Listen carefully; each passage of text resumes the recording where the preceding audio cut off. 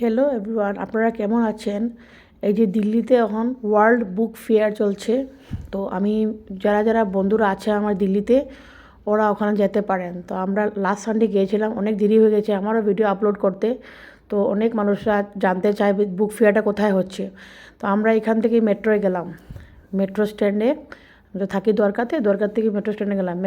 Metro যাওয়ার পরে আপনারা যাবেন সুপ্রিম কোর্টে। ডেস্টিনেশন হলো সুপ্রিম কোর্টে গিয়ে আপনারা ওখানে করবেন, থামার পরে সিঁড়ি আছে, গেট নাম্বার 7। আমাদের ছিল গেট নাম্বার 1 to 9 ছিল।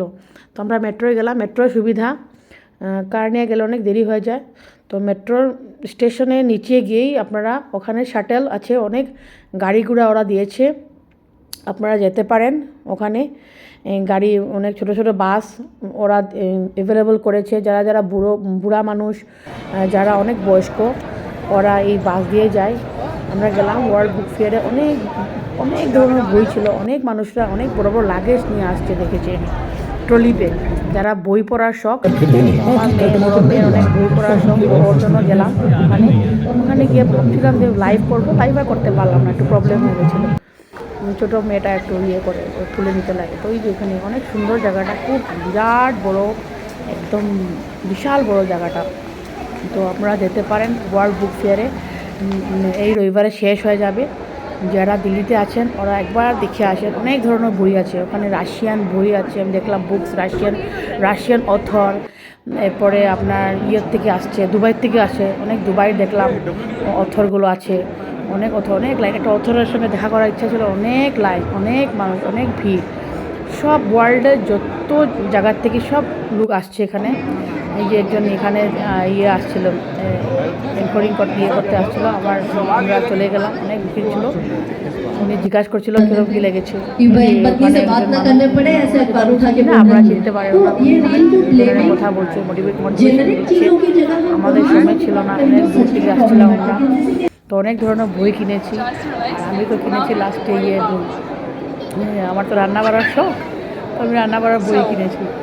আর এই যে রাশিয়ার থেকে আসছে, উনি কী বলছে, অনেক সুন্দর কথা বলছিল, আমার কি ভালো লাগছিলো। উপসবে ওনাকে ভিডিও করলাম। তো আপনারা যারা যারা দিল্লিতে থাকেন ওয়ার্ল্ড বুক ফেয়ারে যেতে পারেন, গিয়ে একবার দেখেন এরকম কী লাগে, আপনারা ভালো লাগবে আশা করি, গিয়ে দেখেন। আর আমার তো খুব ভালো লেগেছে ওখানে গিয়ে, অনেক মানে একটু আলাদা একটা এক্সপিরিয়েন্স হলো।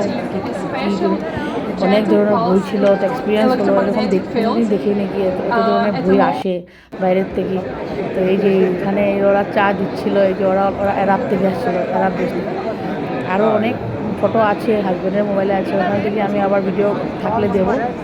আর এই যে আপনারা যান, এনজয় করেন, আর আমার এই ব্লগটা দেখেন, আশা করি আপনারা ভালো লাগবে।